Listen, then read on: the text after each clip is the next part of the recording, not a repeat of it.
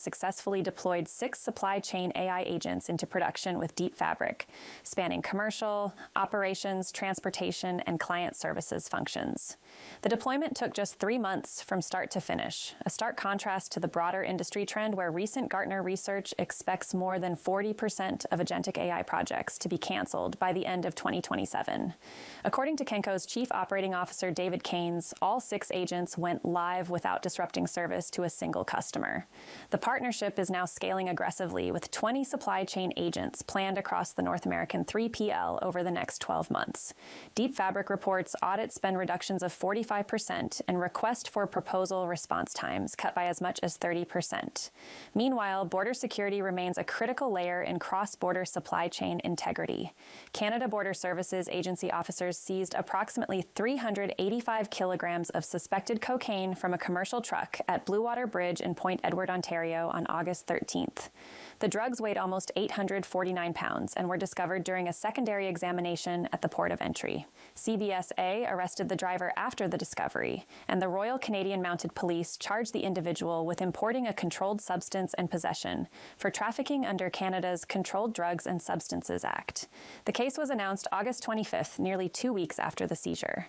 CBSA reported more than 4,500 kilograms of cocaine and crack seizures during fiscal 2025-2026, underscoring the ongoing enforcement challenge at busy commercial border crossings. Finally, the ocean freight sector is bracing for a massive wave of new capacity that could severely pressure container rates. The global container ship order book has reached approximately 13.1 million 20-foot equivalent units, against an operating fleet of about 33.8 million TEUs, creating an order book to fleet ratio of roughly 38.7%. That means vessels on order represent nearly 2/5 of the existing fleet's capacity. Fleet growth this year is running at about 4.2%, against expected container trade growth of only roughly 3 to 4%. The order book is heavily skewed toward large mainline vessels, with Global Ship Lease estimating that more than half, or 55.2%, is for ships 10,000 TEUs and larger. Industry analysts warn that vessel supply is likely to grow faster than container demand once the order book delivers, potentially releasing significant downward pressure on freight rates once current geopolitical disruptions normalize. And that was, of course, your Morning Minute. Some very interesting stuff about this this last one, the international port. So I'm going to break that down on Freightonomics for those of y'all that want to stay tuned on that, because that's, you know, we talk supply and demand. The maritime space itself is just, it's a conundrum in terms of figuring out how much supply and demand matters. Yes. You know, I'm sure you've heard Craig talk about this on the show a few times, where it just doesn't seem like demand is driving a lot of the rate spikes at times. Yep. You know, we've reported on it on FreightWaves.com, and we know that it clearly isn't having an influence. But that supply side, on just about on any level, like when you talk about anything, supply tends to be a little opaque and hard to measure. And the fact that we've been hearing about capacity growth on the vessel side for years now. Yes. And yet rates are as high, almost as high as COVID era. So it's something ain't mathing. Math is not mathing, but for good news for you all, the math is going to be broken down for Freightonomics here in hour 2 of FreightWaves today. So excited to get into that one. I will say, I want to give a quick shout out to Phil Brink for his reporting on all this. I mean, it seems like there's so much topic and conversations about these seizures that are happening at, you know, these ports, whether into Mexico or into Canada. But I've noticed a common theme when looking at his reporting. It's these secondary checks that are often the alarm, sounding the alarm. Well, they got to check so many things. I mean, the volume coming through these points, I mean, they know that. Like the people that are trying to skirt the system know that. And so they, you know, it's got to be something a little bit more granular that triggers these things, because how do you know what's on a truck? No. Like, exactly. You can't just go into every one of them. I mean, it's not manageable. No, it's not manageable at all. I'm intrigued to see how these themes are, you know, going to continue. I know Noy Mahoney as well. He does a roundup of all the things with the Borderlands report. It's very fantastic stuff by both of them. So we got a fantastic guest on the way, and I'm excited for her to be on the show. Of course, cargo theft and identity fraud have hit an all-time high in 2025 as criminals are increasingly using real legitimate carrier authorities rather than the fake ones to pull it off, all right? And joining us now is Danielle Spinelli, the Director of Partnerships at Genlog. Of course, she's also known infamously as the Fraud Girl. Danielle, welcome back to FreightWaves today. How's it going? Good. Thanks so much for having me. Yeah, of course, of course. How are things down in Gainesville? Good. You know what I just found out? It's a little fun fact. Little Wayne's son is playing for Gainesville High School as the kicker. So I'm excited to go see this game. What? I know, isn't that wild? That is wild. That is. So yeah, it's going to be a fun football season, that's for sure, around here for high school ball. I mean, are they going to have some live shows at are the halftime shows going to be? I'm hoping. I mean, I'm hoping at least to see him at the games. We'll see. I'm sure our crowds will be crazy knowing that it's his son here. So it'll be fun. That's fantastic. Well, hopefully it's going to be a good time, and it's interesting. But this stuff is interesting too. And I want to start with the state of freight fraud right now. I mean, we talk about it often, but for those that want an update, myself included, how much worse has it gotten right now, Danielle? Well, it's actually the numbers. It's interesting. The Q2 numbers that CargoNet came out with is that the number of thefts have went down by 26% compared to last year. However, the value of loads have actually doubled. So basically meaning there's less loads that they're stealing, but they're targeting high value freight. So I think that goes to show like we've really done a lot in the industry as far as like educating, and people have gotten their vetting processes down. It's just really like them targeting that high value. So those who are running high value definitely need to kind of, cross their T's, dot their I's, because they're really hunting them right now. So Danielle, you guys have a fascinating approach to targeting fraud, very different than a lot of the people in the community, in the space. You have a nationwide network of cameras and sensors and satellite data that you use. Can you walk us through how that actually catches fraud? Yeah, definitely. Honestly, so we have a free program where if anybody ever has anything stolen, you can go to our website and report that. And what's interesting whenever we get those reports is we can actually deep dive into that and we do an investigation. But while we do that investigation, we're usually able to pick up on different signals. And the three biggest signals that we see is that either Genlogs has never seen them on the road or hasn't seen them on the roads in the last, maybe 30, 60 days, 7 days even, usually indicating like a sold MC. Or we haven't seen them in that area before. We've never seen them haul in that lane. Like it's very weird activity for them. Or we've never seen that carrier with that equipment. So by being able to see this on like a physical front and seeing exactly how they're operating on the roads, and since we've had our cameras out for 3 years now, over 3 years, we're able to see that history and patterns. So whenever we see that, hey, there's something changing in their pattern, something's different, we're able to kind of report that and a lot of times prevent our customers anyways from experiencing any type of cargo theft. So it's very interesting actually seeing physical images. And then the other part that's really cool is we can actually like connect the dots. So whenever we see like the chameleon carrier networks out there, we're able to see, hey, this same truck number has, 6 different MCs on the side of the truck, or they're flopping tags all the time. They're having different license plates. So really being able to point out those actors that are on the roads that are doing nefarious things as like, hey, maybe you shouldn't load these guys. Something's going on. Maybe they're doing day leases, like maybe they're legit, but more than likely, the way that particular truck is operating isn't one that I know I would put high value on. So we warn our customers. Now, Danielle, there's a great stat here. You monitor 99% of active U.S. motor carriers. What does this type of scale let you see that smaller vetting tools simply can't?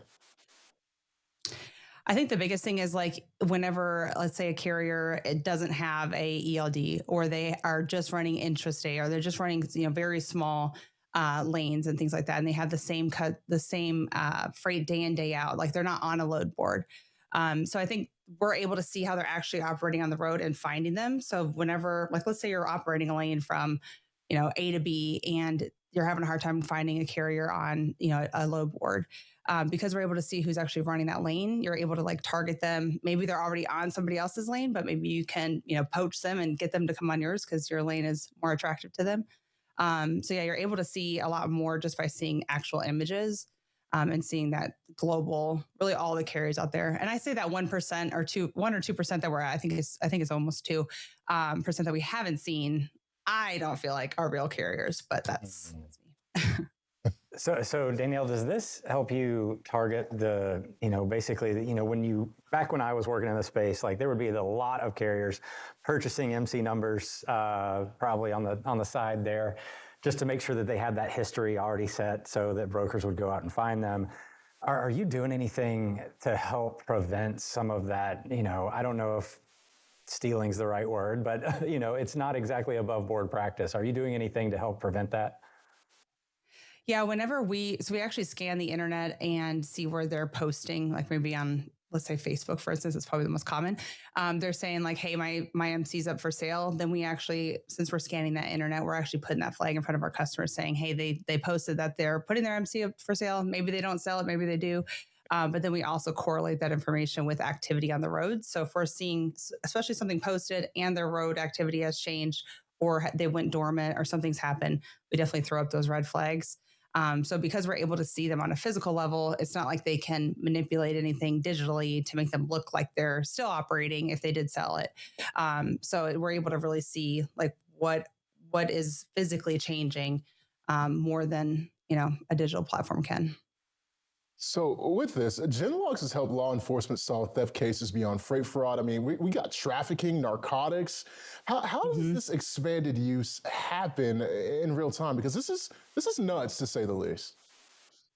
Yeah, it was funny. Whenever I was seeing you guys report on that big bust that they made at the border, something that we've helped law enforcement with is they have actually tracked networks where they see that they're bringing in a shipment from, I believe it was from like Mexico border over to the Northeast. I want to say New Jersey, but I could be wrong on the state. But they were constantly tracking a series of trucks going that way, and then more drugs would flood the street. So we were able to help them by narrowing down just like this particular trucks are the ones that are running these routes nonstop.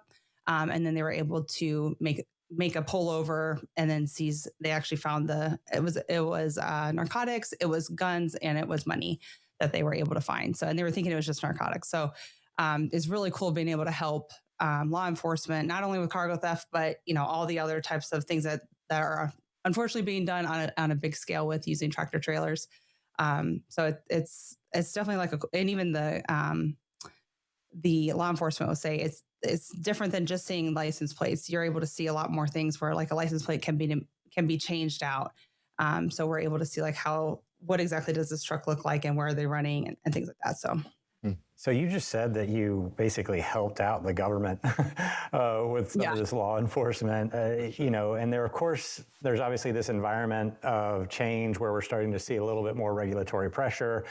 How much of that do you think is actually manifesting in the space, though? I mean, I know personally, like some people are just going to keep running until they get caught. Do you think that some of this increased pressure, say on obviously buying MC numbers and DOT numbers, on the black market, how much of that posturing from the government or the concerted effort do you think is actually going to matter without somebody like yourself?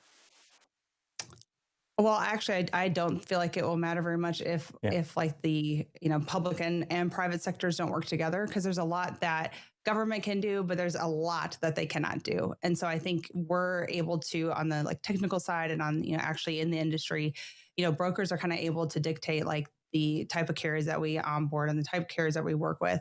So really by, making the whole network use different, like a certain type of carrier, like if they're selling an MC, hey, we want to, make them not look as great. So you don't use that carrier, hopefully, or, hey, they got really bad safety ratings and we're helping make the road safer. So I think really by selecting the right type of carriers and having the entire network do that, as far as the industry, that's going to really make a difference. It's not something that just the government can do, because we all know they do not have enough DOT inspectors on the roads. They're not able to really even punish anything if they do find something. So it really takes us in the industry to make a difference. Danielle, if you could give somebody one piece of information when it comes to liability exposure, I mean, we can talk about Montgomery for the next 45 minutes. We don't have that type of time, but what's one piece of information you would leave with our viewers and listeners? I think the biggest thing is there's a lot of like, it's scary, or at least a lot of people feel like it's scary. There's a lot of fear mongering out there, but I do feel like the industry has kind of always done a great job at vetting for safety measurements. I think it's kind of doing the same thing with the information that we have, maybe just having more documentation in place and, sticking to those rules. but actually like looking at a carrier and, digging deep if you need to. But a lot of us have already done this for a long time. So I don't think it's as scary as we all thought. I think it's really where just keep your processes, stay with your processes, don't change. And it's like the same thing we've done with cargo theft and that everybody's been doing a great job on. Like I said, our numbers have been coming down. Let's apply that same process and thoughts, our philosophy with safety. So what's next for the Fraud Girl? I know you got something cooking. What's the rest of 2026 look like? Oh, well, there are lots of conferences I'm going to on the Genlog side. I get to go actually speak at NMFTA, the cybersecurity conference, and be able to talk there in Long Beach. But then also like on my podcast, I'm doing a series where I actually get all the vetting platforms on and they're able to talk about what they're able to do because everybody, I guess, has, different types of business. It's hard to know what everybody's doing.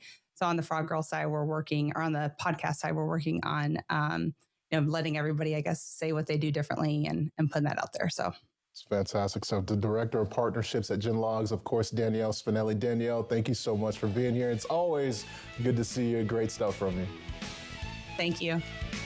It's fantastic stuff. We got much more FreightWaves today coming up and a little sonar action here shortly. A little sonar update. I'm excited for you to do what you do best.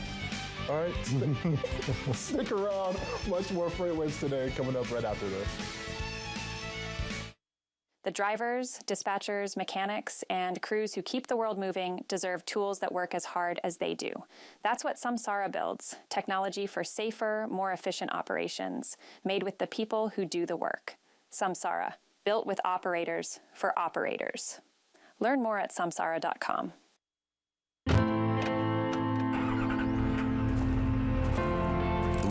Doesn't wait, so neither do they.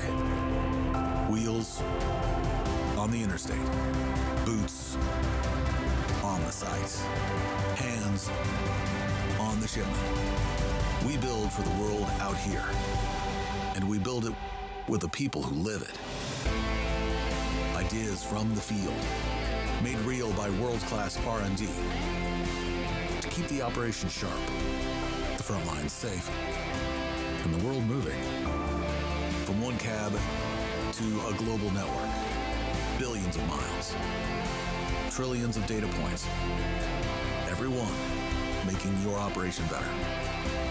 And we never build it alone. Samsara, built with operators.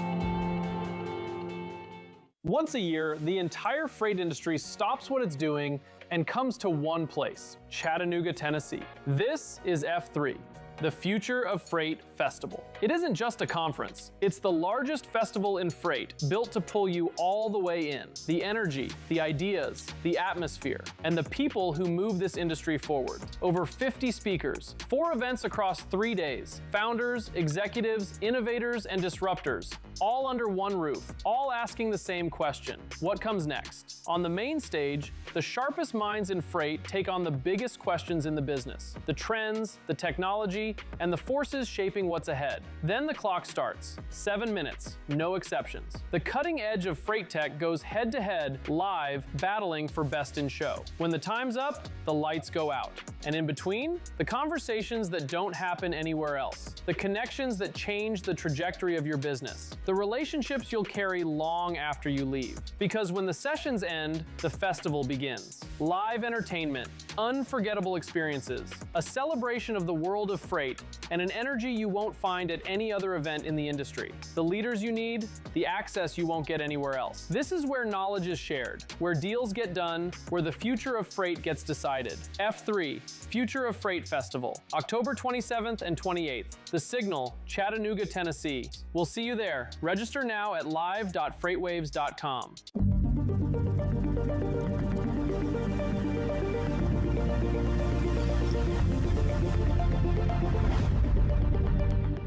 All right, welcome to this Thursday's Sonar Update. Looking at the tender rejection indices, we are not seeing a whole lot of movement right now from the Sonar Tender Rejection Index. Of course, the percentage of loads being rejected by a carrier to their shipper partners, 13.5%-ish is still a fairly high figure though. So we've seen this acceleration in decline in July that has now come to a halt. We primarily think that that is a derivative of modal shifting that has occurred. We see a lot of shippers using intermodal, not just as moving storage, but also since that transit time is a little bit slower than trucks. It's July, August, not a lot of sense of urgency on that freight right now. So that seems to have really not made as much of an impact in the last couple of days. So what we're thinking is that this is potentially a bottom for the moment. The next seasonal flooring, or the next part of the, time of the year that we see rejection rates fall seasonally, is around October. We're heading into Labor Day, so these rejection rates actually will probably percolate a little bit. If you look at the last couple of years, it's almost a foregone conclusion. Rejection rates are going to increase. The question is, how much are they going to increase? And I think that it'll be a little bit stronger than we've seen in the last 3 years because there's not as much capacity, a little bit of a sense of urgency growth there as we approach Labor Day as well. But for the time being, 13.5%, still a very tight market. Probably a little bit ahead of schedule in terms of moving towards that equilibrium point of 7-ish% that we think the market really starts to see a lot more maintenance in terms of the capacity stays online and rates don't inflate as much. So we've got a long ways to go, and we probably won't get there this year. So moving into the demand side of the equation, just to put this into perspective, we talk about this being a supply-led cycle shift. And it matters in the sense that supply moves much slower than demand. It's also a lot less volatile. It's really hard to go recruit drivers, buy trucks, make trucks, get the trailers, put them on the road. That takes a long time.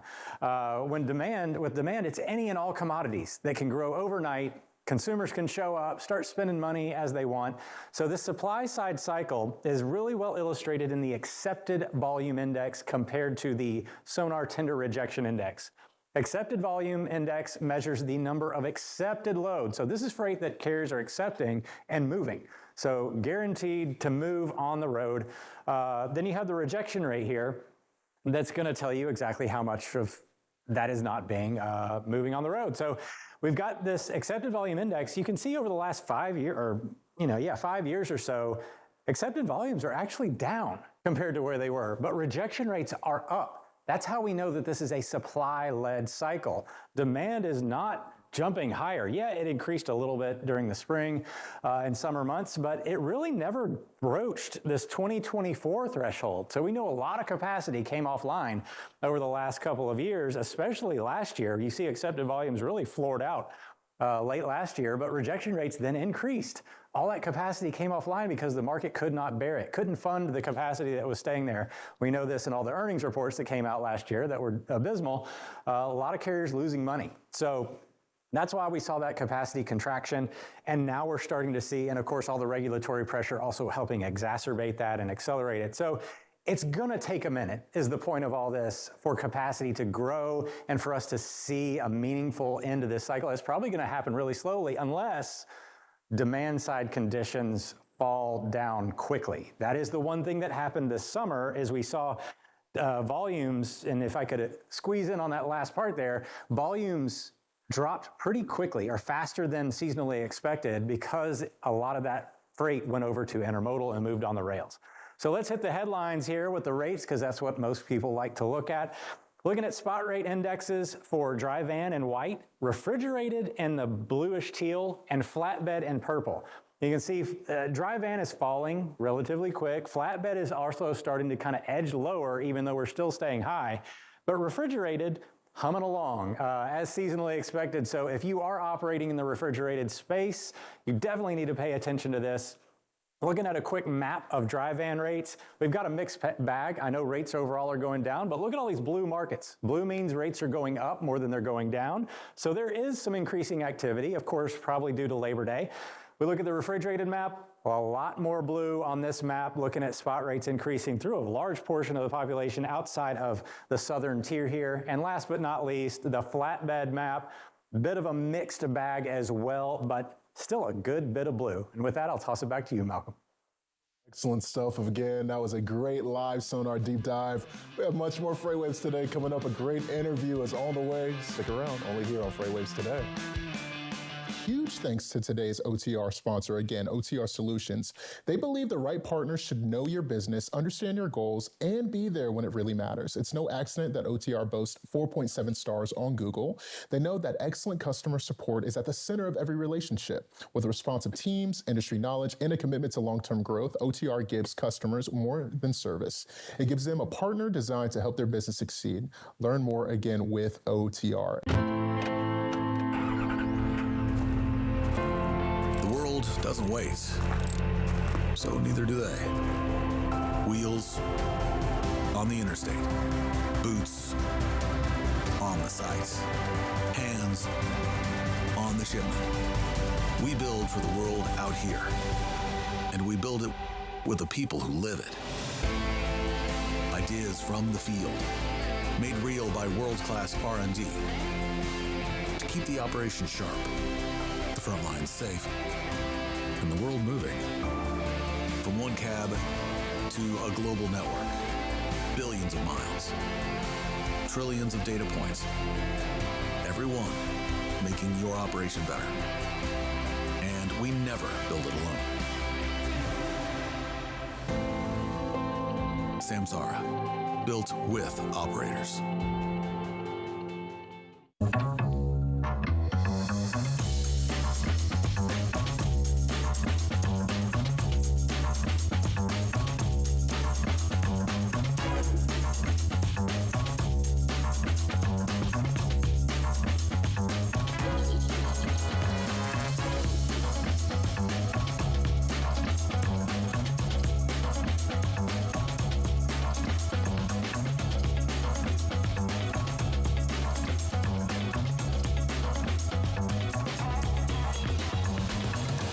Once a year, the entire freight industry stops what it's doing and comes to one place, Chattanooga, Tennessee. This is F3, the Future of Freight Festival. It isn't just a conference. It's the largest festival in freight, built to pull you all the way in. The energy, the ideas, the atmosphere, and the people who move this industry forward. Over 50 speakers, 4 events across 3 days, founders, executives, innovators, and disruptors, all under one roof, all asking the same question: what comes next? On the main stage, the sharpest minds in freight take on the biggest questions in the business, the trends, the technology, and the forces shaping what's ahead. Then the clock starts, 7 minutes, no exceptions. The cutting edge of freight tech goes head to head, live, battling for best in show. When the time's up, the lights go out. And in between, the conversations that don't happen anywhere else, the connections that change the trajectory of your business, the relationships you'll carry long after you leave. Because when the sessions end, the festival begins. Live entertainment, unforgettable experiences, a celebration of the world of freight, and an energy you won't find at any other event in the industry. The leaders you need, the access you won't get anywhere else. This is where knowledge is shared, where deals get done, where the future of freight gets decided. F3, Future of Freight Festival, October 27th and 28th. The Signal, Chattanooga, Tennessee. We'll see you there. Register now at live.freightwaves.com. Welcome back to FreightWaves today. Zach, before we get to our next guest, are you excited about F3? It's going to be the best. I mean, I cannot wait. You know, I always have to kind of like get myself worked up to spend that amount of energy on the stage that I spend up, because it is a lot, but it is an insane, if you are in supply chain and you're in transportation, there's absolutely zero reason for you not to be there. Like it is probably one of the single most critical events. If you're working on your career, if you're working on networking, for, you know, just finding new customers, it is such a relaxed atmosphere for you to do that. It's incredible. Yeah, but absolutely. Yeah, there's no reason for you not to be there, even though it does, you know, it's a conference. So yeah. I was having some conversations with some friends yesterday.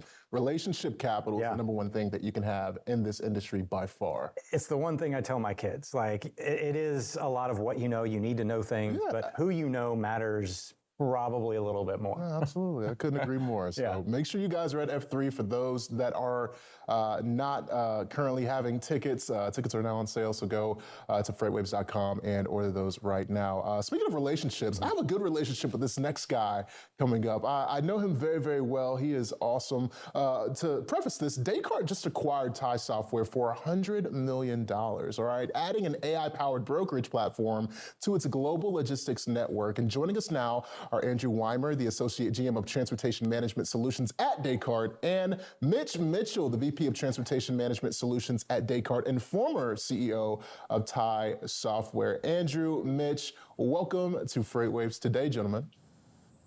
Hi, thanks for having us. Thank you guys so much for being here. Thank you guys so much for being here. Andrew, looking good, sir. I mean, Mitch, you're looking good as well, but. I like the tie, Malcolm. That's not normally what I see you wearing. Well, yeah, I mean, everybody can't be Craig Fuller. I got to look like I got some validity to my game, you know? There we go. This isn't what the truck. No, this ain't what the truck. We got to leave the jerseys and the Bass Pro Shops at home for FreightWaves today, so. Well, it's good to see you guys. I want to get this started off. I mean, Mitch, let's start with you. What was it like leading TIE through this acquisition? And most importantly, what made Descartes the perfect home for this? Well, at TIE, for years, our goal has been to provide great technology and be a good technology partner to freight brokers. And as we've been growing, we've been looking for more opportunity and more ways that we can continue to help freight brokers do what they do and do it really well. And we've done that using some of the AI technology that we've implemented in the TMS. We've done that using automation. But as we've been moving along, it's became time to see what can we do to continue that story and accelerate it. And that's where Descartes comes in, is it gives us more tools, more resources, and more opportunity to help brokers face the challenges they're facing, to deal with things like fraud prevention, to deal with things like margin pressure, to deal with fragmented workflows. And so the combination of Descartes and TIE together, it gives us that chance to help provide even more tech to brokers and help them in bigger and better ways. So Andrew, this is a fascinating merger to me and acquisition. So why is right now a good time for you guys to have acquired TIE? And what is that? And walk us through like what this integration really means for the customers. Yeah. Ultimately, I think freight brokers are being asked to do more with less.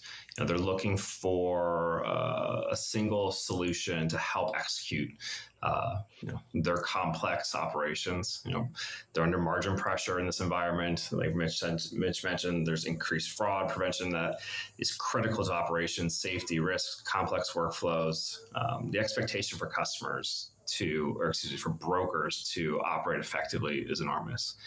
Mitch and team and TIE, they have built a phenomenal product, a modern, highly regarded platform specific to freight brokers. They did not lose their core sight on, hey, how do we make tech that really solves problems for this specific part of the industry, which is really exciting. That fits very nicely into what we have within Descartes with our other applications like MacroPoint, My Carrier Portal, and Aljax.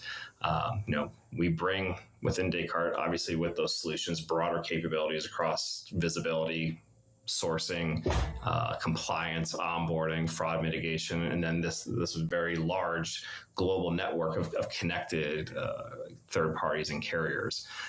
Bringing those together, we're like, man, this gives us a really killer opportunity to help brokers really simplify their operations, simplify their tech stack, operate more efficiently, mitigate risk more effectively.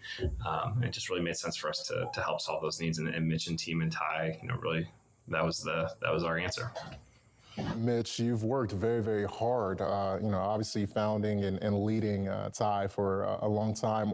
What does this acquisition mean for the current relationships and customers for TIE, and what new value can they expect over time? So it means no change for them initially, right? We're still here. We're still TIE. We're still telling the same stories. We're still doing the same things for our customers that we've been doing for years. Our vision, our direction, our goals are still the same, is to provide good quality tech and be a good tech partner to freight brokers to help them be more efficient, to help them do their jobs well, and to help them make sure they stay up on the latest tech and the changes that are happening around them so that they can do their jobs well. So what it means for our customers, our current customers, is it means that they get to continue that journey with us and continue to grow with more resources available to us, with a more complete story to tell around the product offering that we have. And what it means for our new customers, the customers who are coming with us and the rest of the freight brokers, is opportunity to continue to level up and continue to have great products available to them that'll help them become better freight brokers, that'll help them do their job well, and help them let technology be something that helps their business rather than something that is the whole focus of their business. We'll help take that focus and give them the tools they need to be successful there. So you guys are talking about a pretty, basically a single sign-on for brokerage operations, so that they can do multiple activities all at once in a single ecosystem. Andrew, can you walk us through how that actually combines with Descartes, like physically, and how it changes broker operations? Yeah. TIE has some really cool technology, a lot of awesome automation and AI capabilities built into the application today. Descartes has a very broad set of transaction points and data and intelligence across all of our different applications. Whether that's transaction data, routing data, compliance data, fraud data, carrier behavior, risk, a lot of information that can solve true meaningful business problems for brokers. Where we see this operation or this acquisition, I should say, funnel into operations is we then give the TIE users the opportunity to light all up within in the platform itself, meaningful, tangible information to execute better and in an autonomous way with the tech that Mitch and Ty have built. Quote more intelligently, identify the right carrier faster, or autonomously automate repetitive execution workflows, surface risk signals very fast, communicate more proactively. Ultimately, we want to help the customers improve their productivity, their efficiencies, their margins without adding people. Tyson and I, like I mentioned many times, they've done a great job building out this tech for an autonomous or automation first workflow with great AI. And now we can just fuel it with a lot of our data points to really give a meaningful solution to the customers. Mitch, you spent years building software before founding TIE. What was a specific gap in the market that you wanted to solve for freight brokers? Because I know there's quite a few things that were front of mind. What did that list look like for you?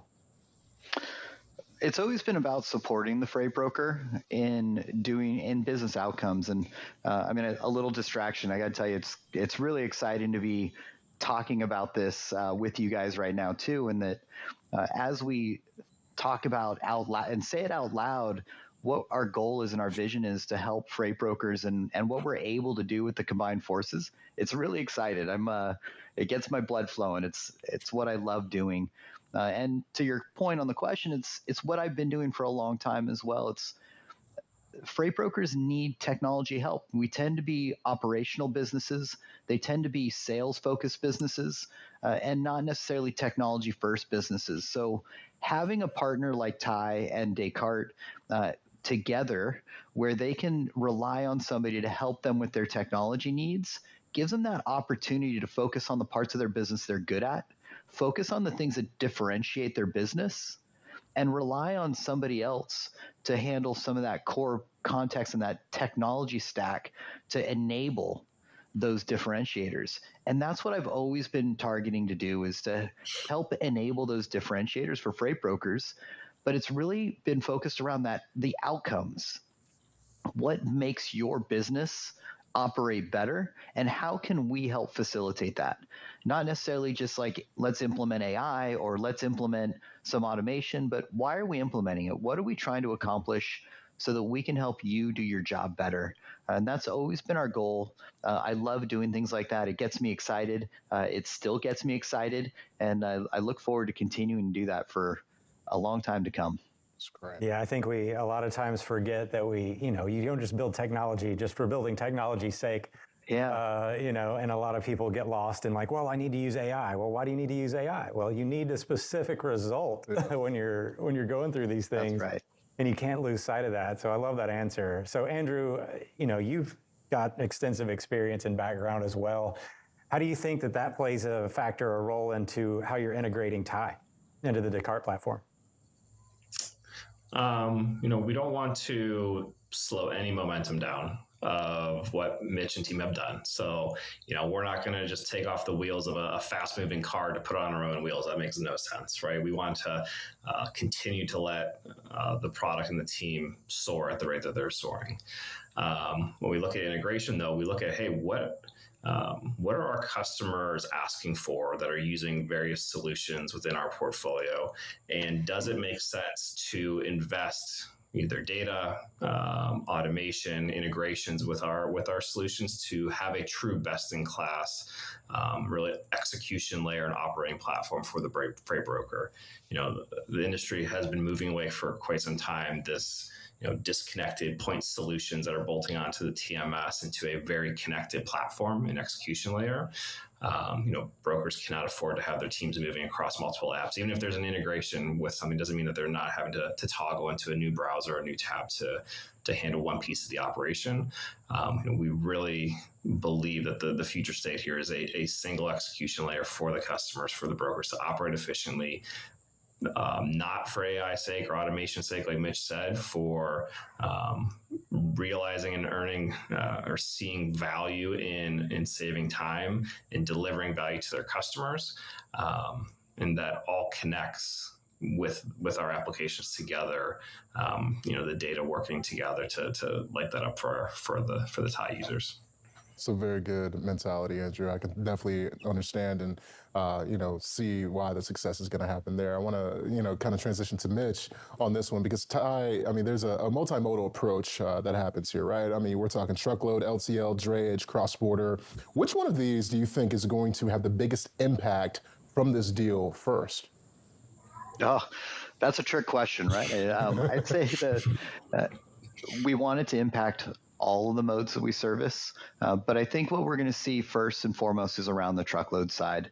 That tends to be the majority of what our customers tend to work in anyway, is on the truckload side. And there's some really compelling stories that we're going to be able to tell together around making sure that the fraud prevention story is solid and built into your TMS in a really good way so that you can make decisions in context. We're going to make sure that we have a best-in-class connectivity to the rest of the Descartes platform and tools so that we can tell a really good story to our customers on how they can take advantage of all of the tech.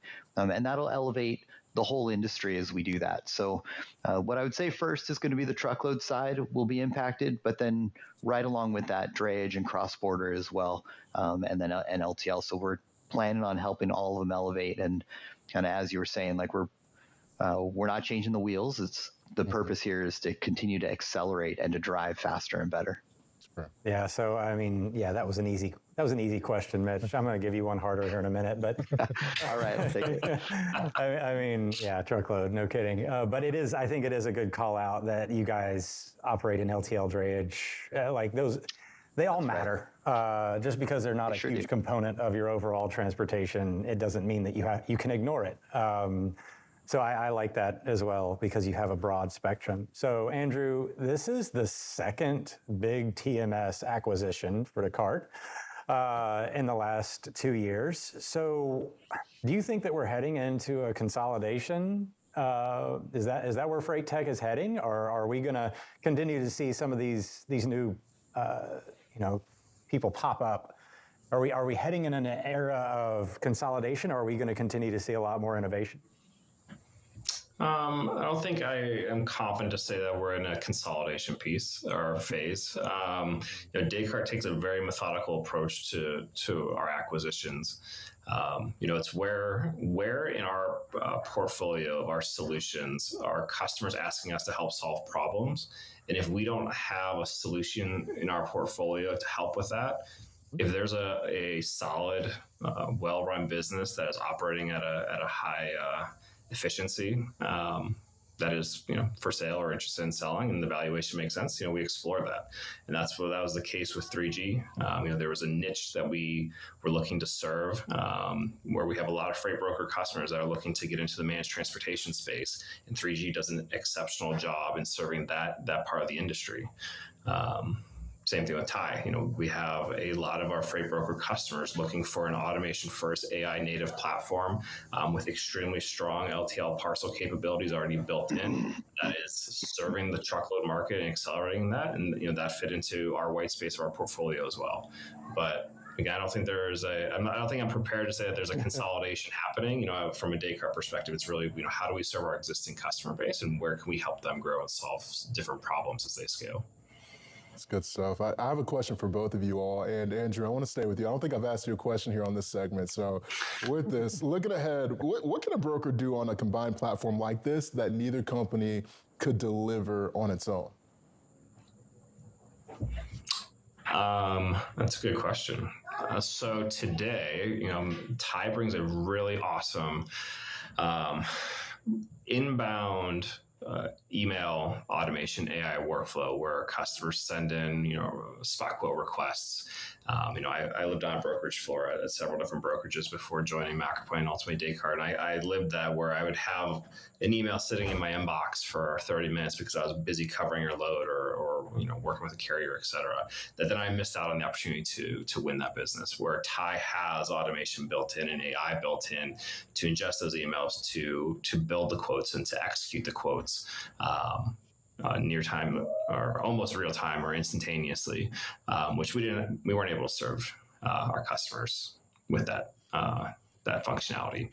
What's impactful is that TIE now is going to be able to take in a lot of the carrier data and analytics and intelligence between MacroPoint and my carrier portal to make even more informed decisions and fuel that engine to arm the TIE customers with better rates, with better capacity recommendations that I don't think Mitch had access to before with TIE, which I think is going to add a lot of value with that specific functionality. There's a lot more outside of that, but I think that's the first thing that comes to mind. That's fantastic. Mitch, I would have asked that same question to you as well, sir. Yeah, I think Andrew nailed it. And what I would add to it is that from TIE's perspective, one of the things that we've been talking about this year is how do we build a TMS that the never make a check call again TMS, right? So how do you put yourself in a position to never have to make a check call? And you do that by leveraging tools like MacroPoint, but sometimes that alone isn't enough. You have to have a broader story to tell. And so that's what we're going to really focus on, is continuing that, but then also asking the same question of how do we put together a TMS or a story for a freight broker where you never lose a load again, never deal with fraud again? And I want to be able to answer that question too. And the way that we're going to tackle that is that now we have some really smart people on the Descartes team. They get to combine with the people on the TIE team, and we get to bring those two stories together and take advantage of all of the great things that are being done through the Descartes portfolio, bring those groups together and solve these problems in ways that couldn't be solved when you're in an isolated solution. And that doesn't mean that we only work with Descartes tools, but what it means is that we get to solve the problem using all of the expertise that the Descartes team has built up over years and that the TIE team has built. And so we're going to be able to say, we can put together a TMS for you where you never have to make a check call. We'll put together a TMS for you where you're never going to lose a load again. And those are the ambitions that we have. And I'm looking forward to working with the Descartes team to make that real. Well, the reality is here and among us. Again, Andrew Wimer and sure is. Mitchell, thank you guys. This is fantastic work you all are doing, and just keep it up, man. I'm very, very fond of both of you all. This was a great segment. Thanks so much for being here on FreightWaves today. Appreciate you having us. Of course, man. They're doing some great stuff. Everybody thinks the broker's job is just cake, Okay. It's just a couple of phone calls, emails. Nah. Much more than that, and much more is on the way. Mr. James Boyce is going to be here soon. Excited to get into this story. Stick around, only here on FreightWaves today. This segment is brought to you by Descartes. The best supply chains aren't just faster, they're more connected. That's why leading companies rely on Descartes' global logistics network to connect, collaborate, and move freight with greater visibility and confidence. Powered by innovation in AI, Descartes helps businesses deliver smarter, uniting the people and technology that move the world. Learn more at Descartes.com.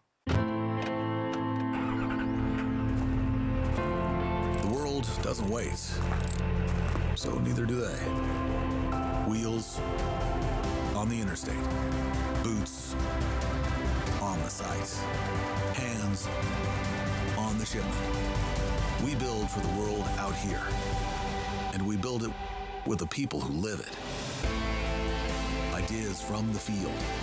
Made real by world-class R&D. To keep the operation sharp, the front lines safe, and the world moving. From one cab to a global network. Billions of miles. Trillions of data points. Every one making your operation better. And we never build it alone. Samsara. Built with operators. Once a year, the entire freight industry stops what it's doing and comes to one place, Chattanooga, Tennessee. This is F3, the Future of Freight Festival. It isn't just a conference. It's the largest festival in freight, built to pull you all the way in. The energy, the ideas, the atmosphere, and the people who move this industry forward. Over 50 speakers, 4 events across 3 days, founders, executives, innovators, and disruptors, all under one roof, all asking the same question: what comes next? On the main stage, the sharpest minds in freight take on the biggest questions in the business, the trends, the technology, and the forces shaping what's ahead. Then the clock starts, 7 minutes, no exceptions. The cutting edge of freight tech goes head to head, live, battling for best in show. When the time's up, the lights go out. And in between, the conversations that don't happen anywhere else, the connections that change the trajectory of your business, the relationships you'll carry long after you leave. Because when the sessions end, the festival begins. Live entertainment, unforgettable experiences, a celebration of the world of freight, and an energy you won't find at any other event in the industry. The leaders you need, the access you won't get anywhere else. This is where knowledge is shared, where deals get done, where the future of freight gets decided. F3, Future of Freight Festival, October 27th and 28th. The Signal, Chattanooga, Tennessee. We'll see you there. Register now at live.freightwaves.com. Welcome back to FreightWaves today. Of course, this is a segment I'm really excited about. For those that don't know, James Boyce has spent more than 20 years behind the wheel, and he's turning one of the smallest frustrations of cab life into a business while still driving full time. Joining us now is James Boyce, professional truck driver and founder of Bubba Lee LLC. James, welcome to FreightWaves today. How are you? Hey, I'm doing great. Thanks for that introduction, Malcolm. I was over here freaking out a little bit about what should I start with? Oh my God. Listen, I got you. I got your back. I'm the quarterback. You're the wide receiver. Just go get open. I'm going to get you the ball. I got to let you know, I've been practicing my sport analogies. So I'm not a big sport guy, but I'm super familiar with your show. So I'm like, the winning teams have to have, I was practicing all morning for you. I appreciate it. I really do. Talk to us about this. I mean, you're still driving full-time after more than 20 years. What does that perspective tell you about the problems that people outside of the cab, they just never see? I think some of it is stuff that we all have experienced. You're driving down the road. Malcolm, Zach, you guys have both had these moments. You're driving down the road. You're thinking about what's going on in the background. Something moves inside your vehicle, right? And it distracts your attention from the road for that split second. And if you're lucky, you've never experienced a close call accident from that environment. You've just been like, oh man, I spilled my coffee, and you've reached down, fixed the problem, no big deal. But that's not always the case, right? And since truck drivers are inside the cab for just so much more time than the average commuter is in a vehicle, those things happen a lot more frequently. So that's kind of where the idea was born. I've had a couple weird experiences myself, and then of course knowing a bunch of other drivers, I've had some of the craziest stories about things that have turned into projectiles inside the cab because it's some crazy stuff. So James, tell us what Trucker Tote is. I love the fact that you're coming up you're solving one of these everyday issues like that. I think about this stuff all the time. I'm like, how do I fix this thing that it's like a constant problem that you just grow to deal with. So tell us, exactly what Trucker Tote does. Yeah. So we went with the kind of a cutesy name with Trucker Tote because, alliteration is fun, that, and there's nothing sexy or fun about modular work console. I'm still kind of putting that together. But early on in the process, you start solving your own problem first, which is not a unique story with new businesses. Everybody a lot of people start with, hey, I have this problem. It was a problem I ran into every single day. And then I realized that as more drivers were asking for me to help, I couldn't just make the solution for just me. So one of the things that makes a trucker tote unique compared to a lot of other solutions is that all of the individual compartments inside of the chassis, I guess is the right word for it, can be swapped out, right? So let's say, although yes, this product is designed for Class 8 operation, and I'm in the LTL sector, there's a lot of other people that live most of their lives on the road, and they spend a lot of their workday on the road. So if, let's say, a trucking company doesn't need a larger area for paperwork, well, that's fine. But let's say someone that does outside sales and they use their car for business during the day, and then it has to go back into family mode in the evening, they might need a larger area for paperwork because they have the longer form factor paperwork. So all of the interior components can be swapped out for specific use cases, which it makes it a little different. Now, James, I want to talk about this juggling act that you're doing right now, because you're still, again, driving full time, but you have a lot going on right now. Question, how are you doing this, man? How are you being successful? Because you're getting it done. How? I'll try to keep the answer short. Okay, so as much sleep as possible, which is, that's part of it. And then just like with what you guys spend a lot of time talking about, which is being aware of the tools and technologies that are out there to help, utilizing the opportunity to work with offshore help as well definitely helps a bunch, so that I have people that can help do those daily tasks that I don't have time to manage. And then, of course, the AI tools that are coming out is, I don't think people think about it a lot because they don't meet or speak with a lot of truck drivers. But the technology has really bridged a really huge gap for truck drivers. The smartphone didn't exist 20 years ago. And from that point, now we have Audible, which is fantastic for audiobooks, YouTube, which is basically a free education on whatever you could want to learn. And it's now the same thing with AI, where you can be driving down the road and go, hey, I'm having this problem. Here's somebody else's business that has done this well. And although I don't have a lot of skill in that area, I want to learn this. Can we break it down step by step so someone like me can understand it? So James, you've already done a lot already. What's next? Well, right now we are in that stage of looking for fleets to work with, because the main selling point here is, yes, I want to make drivers' lives a lot safer, but I think we're all feeling the pinch of some of these crazy nuclear verdicts. I read online the other day they started using the word thermonuclear to describe how large these cases are. Yeah. And they were large to begin with. We were looking at, and I don't know if you've looked online recently at the numbers, but even pre-COVID, they were saying a single fatality commercial trucking accident was averaging a $7 million payout. So these aren't small numbers, and a lot of these fleets are being expected to work as efficiently as possible. Truck drivers are being asked to work as efficiently as possible, so that these organizations can stay profitable. So that's the biggest thing we're looking for, is we're looking for a large enough fleet to move the needle and get into production. And more importantly, be able to gather that safety data so that when we go and try to have a real impact on the broader community, we can go, hey, this was just an idea that I came up with. Hey, does a driver that's more organized and less stress on the road, does that person make better decisions? And does the kind of driver that's making better decisions, do they have less accidents? And if we have the data to back that up, then we can have a large impact, which is what I'm looking forward to. Professional truck driver, founder of Bubba Lee LLC, and also that guy, Mr. James Boyce. James, keep going, brother. This is fantastic. Hey, Malcolm. Thank you. Yes, sir. Hey, before we hop off here, do you mind if I do a quick shout out? Go, please. Absolutely. Hey, I got to send a huge thank you to my team at SS Express of the St. Louis Service Center, because without them, I would not have been able to hop on here.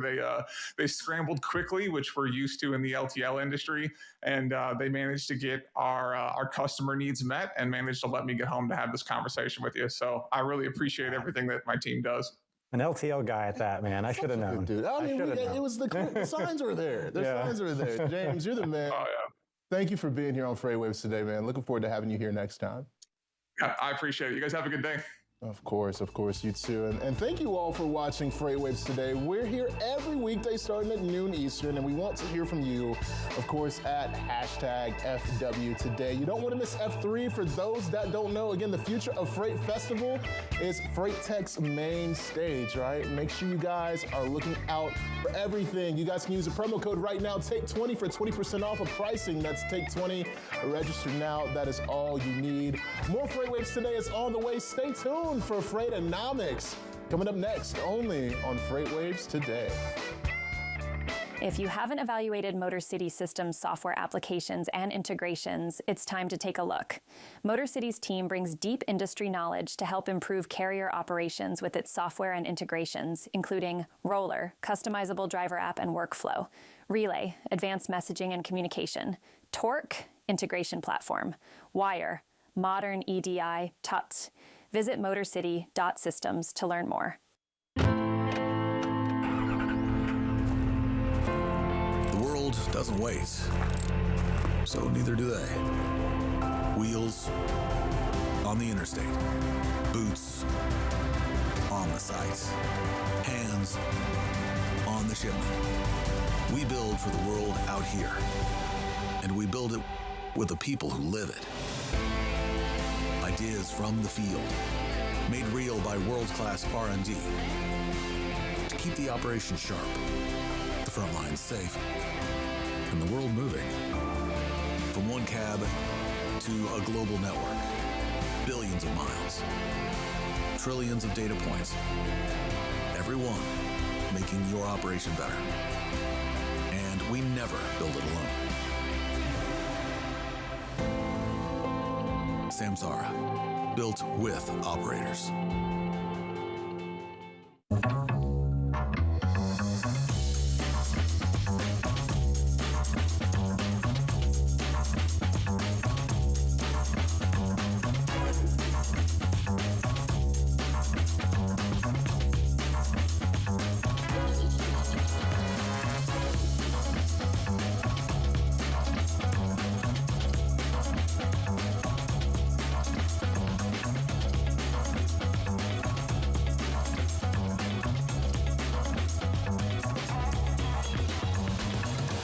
Once a year, the entire freight industry stops what it's doing and comes to one place, Chattanooga, Tennessee. This is F3, the Future of Freight Festival. It isn't just a conference. It's the largest festival in freight, built to pull you all the way in. The energy, the ideas, the atmosphere, and the people who move this industry forward. Over 50 speakers, 4 events across 3 days, founders, executives, innovators, and disruptors, all under one roof, all asking the same question: what comes next? On the main stage, the sharpest minds in freight take on the biggest questions in the business, the trends, the technology, and the forces shaping what's ahead. Then the clock starts, 7 minutes, no exceptions. The cutting edge of freight tech goes head to head, live, battling for best in show. When the time's up, the lights go out.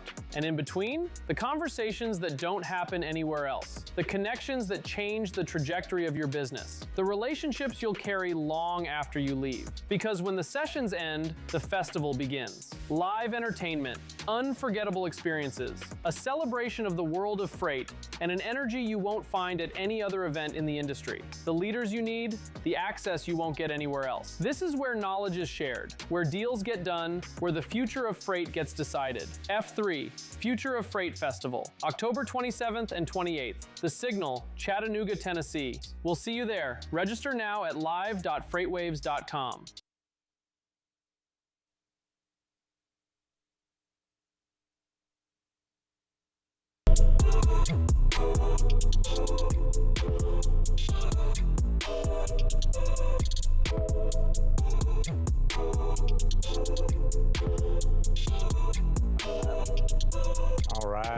welcome back to FreightWaves Today, the Freightonomics version of it. I am joined now by DJ Donahue, lead economist here at Sonar FreightWaves. And we had a whole bunch of economic releases this week. And DJ, we're going to sort through those. You know, we had GDP, PCE. I think for me to summarize this and put it in a neat bow is we're really trying to get to the point where we can figure out what's going on with demand side conditions in this economy. You know, we've got budgets coming up. We're going to have Ben Peterson come on in the second half of this show, and we're going to talk about shipper strategy. But to set the table, I mean, when I'm having my conversations with a lot of the people in the shipping community, they don't have a lot of confidence in their demand side forecasts. And they don't all have economics degrees. I don't think you're going to need one to really see what's going on here, because between GDP coming through, between PCE, you're starting to see a big demand side story come through. Yeah. You're starting to see, when you look at PCE, and we'll get into the finer points of it soon, but you're starting to see demand side possibly softening and costs keep going up, which is going to hit not just the suppliers, the shippers, and the carriers, but it's also hitting their consumers too. Yeah. So you've got prices. We had Case Shiller come out. Home prices are going up more in cities than in the world country more broadly. But again, we'll talk more about that. But we're seeing lots of stuff happening across the market. And yesterday was a huge release. Yeah, no, for sure on that. So, I mean, I think, you know, I did the market update for Sonar earlier. I think it's a good thing to go ahead and put out there for this segment of the show. For those of you that watch this hour, I think throwing out to the Sonar update here to give everybody a little bit of a tone setter about what's going on in the transportation market. And then after that, we will progress into the economic discussion.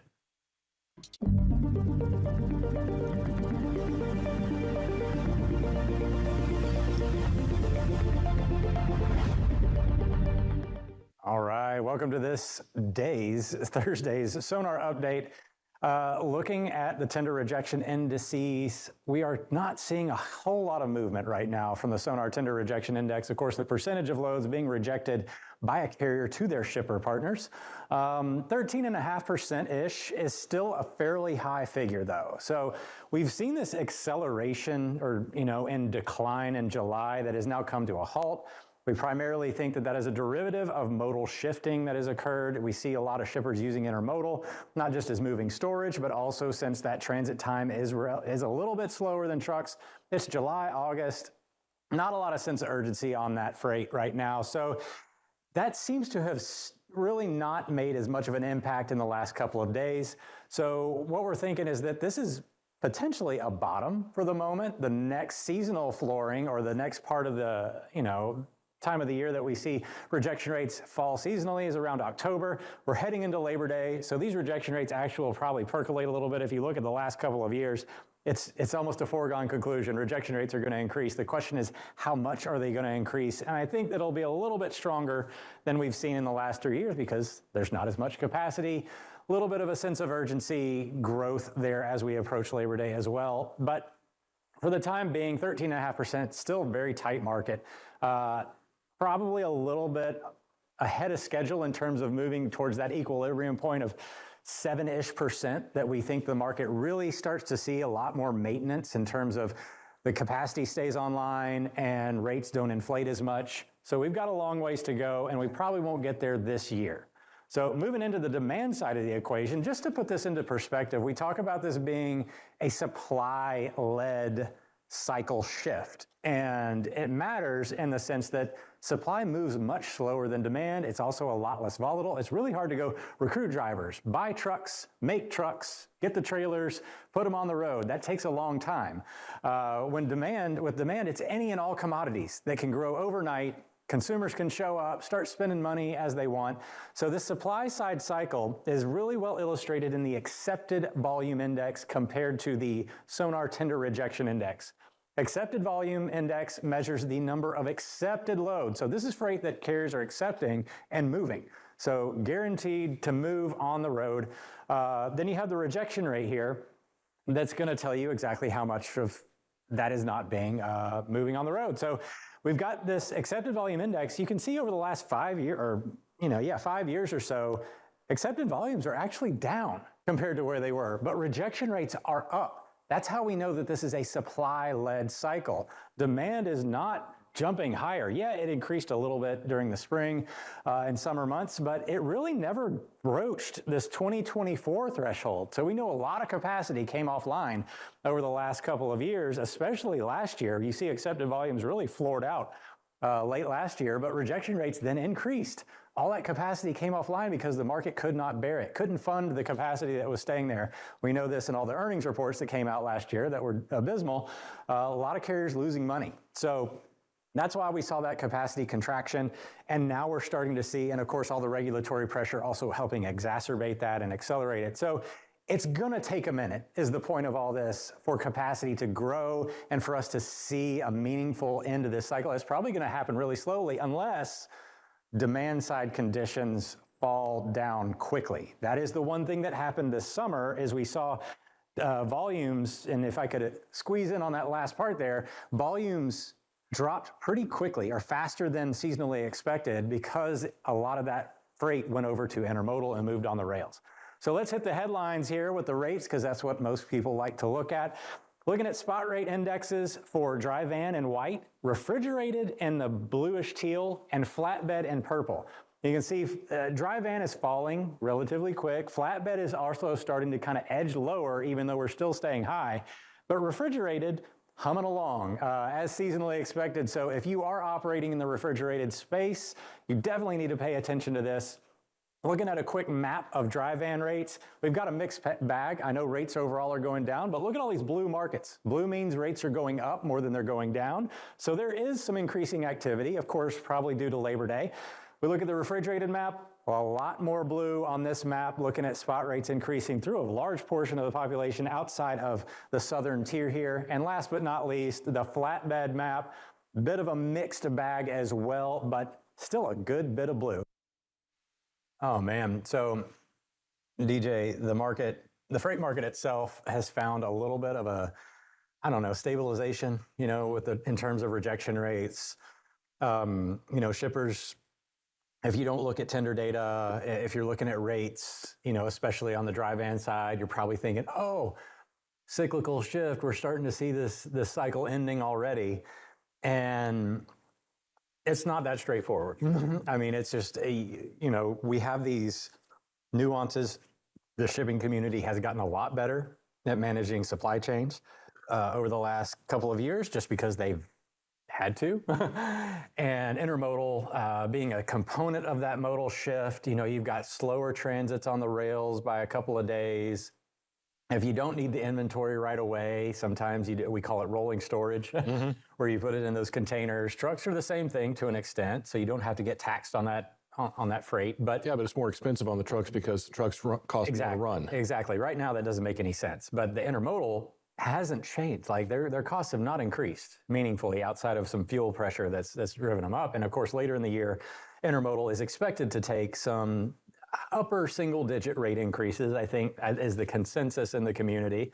Although, the data would suggest that they've got a little bit more room to go higher if they wanted to and still not risk losing share, which is, something that shippers are going to have to take into account if they have transitioned a lot of their freight over to the rails. Something I want to talk to Ben about a little bit later on. But let's dive into this economic data, because the main things that I want everybody watching the show to focus on is that we have this interest rate situation. For the purposes of combating inflation, which is the narrative, whether or not you agree with all the reasonings behind whether or not to raise interest rates, decrease interest rates, tariffs, no tariffs, all that noise, the one thing that is certain is that a lot of the community is very split on how the Fed is going to approach combating inflation moving forward. We've gotten no guidance on purpose and for right or wrong. So what does that mean for the shipping community? Well, if you're worried about demand forecasting, if you have higher interest rates, those CapEx spends are going to come down a little bit because that's inflationary to investment, which is kind of a conundrum if you're thinking about demand forecasting. So it's a mixed bag. So let's start off with GDP, DJ. Sure. What did we get this week with GDP? Quarter two, it was, of course, the revised Yeah, this is the second release of the data. So you get 3 releases of data from BEA. You've got the advanced. This was the second. So they revised Q2 GDP up to 1.5% overall. And what we're seeing a lot of is the big movers in this are not investment or exports. In fact, government spending was down a little bit, which is not a common thing. But we saw increases in domestic consumer spending and decreases in imports. And imports are taken as a negative when it comes to GDP because GDP are final goods and services. It's the famous Bill Clinton, it's the economy, stupid equation. Great story, but no, we don't have enough time for that today. But anyway, imports are decreasing, consumer spending is up, and so we're seeing, as a net of that, real GDP increasing to 1.5% quarter over quarter. And so there's a lot of different ways to interpret this. If you want to take a high-level read on this and just look at the aggregation there, which aggregation can lose a lot of information, you could take this as a story being of love them or hate them, tariffs are doing what they're intended to do. You know, we are decreasing import consumption and we're increasing domestic spending. So that is one possible approach to this. I don't know that it is. Another possible story is that we could be seeing a Prime Day effect.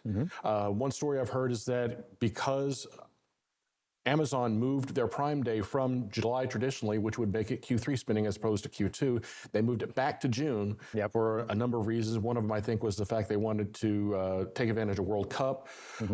But regardless, moving it back to Q2, we're seeing that increase in consumer spending. When it comes to GDP, it adds up a whole lot of things. So it could be tariffs are doing what they're intended. I'm not so sure of betting the farm on that one.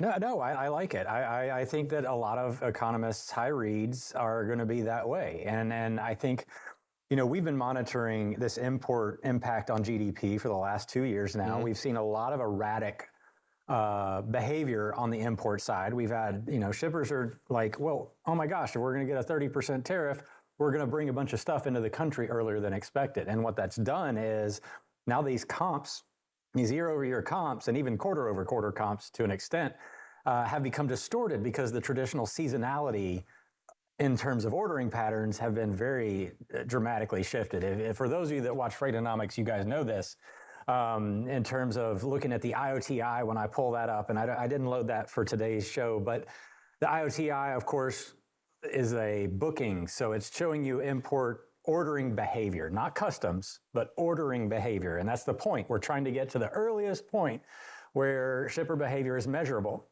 And so when they're ordering a ton of stuff, we're seeing that very quickly. Now, it could take 15 days to get to the United States. It could take 45, depending on the routes and which point of origin and all that kind of stuff. That's neither here nor there. What we're looking at purely is ordering behavior, and that would suggest that last year was one of the most volatile ordering cycles we've ever seen. We had a huge pull forward event and also a recovery event in June last year, which of course is going to influence the year-over-year comps for this GDP. And it's been moderated this year. And I've talked to a lot of people about this in the sense that shippers and Dr. Rogers, who, again, friend of the show, has come on and said, shippers were trying to pull back from this just-in-case ordering process that they had last year because they were worried about tariffs, trade policy. They didn't know what was going to happen next. They were, of course, trying to manage costs. Well, warehousing costs have gone through the roof. And so you can't just necessarily order a bunch of stuff and throw it into a warehouse and save money anymore. So there's a lot of things going on there. So this year, what we're seeing in the data, IOTI is more, it's flatter. It's elevated-ish compared to, say, a 2023 environment where they were really drawing down inventory levels and they were not. Now it's showing more of a flat-ish plateauing, and we're starting to see that edge away in August. They're not ordering as much in August as they did in June and July, but it's really elongated this, what we would call a traditional peak cycle. So when you talk about imports inside of GDP, we almost actually, a lot of the people on the show last year, we were like, you know what? Because of imports alone and their lack of comparability to previous years, we're going to throw out GDP until this noise kind of resets.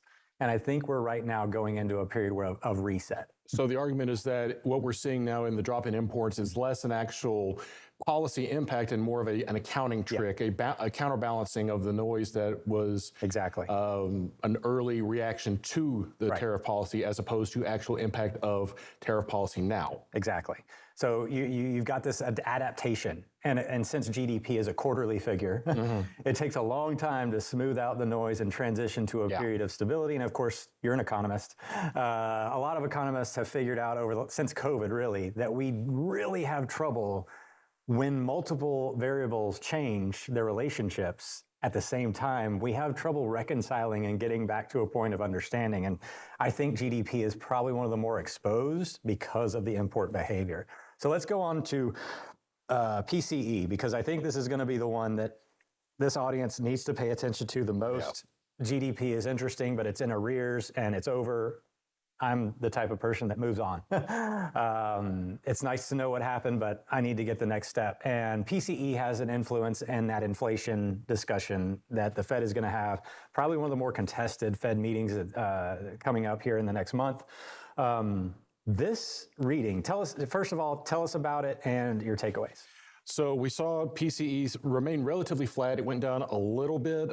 We came in at to overall PCE, which is personal consumption expenditures price index, came in at 3.6%.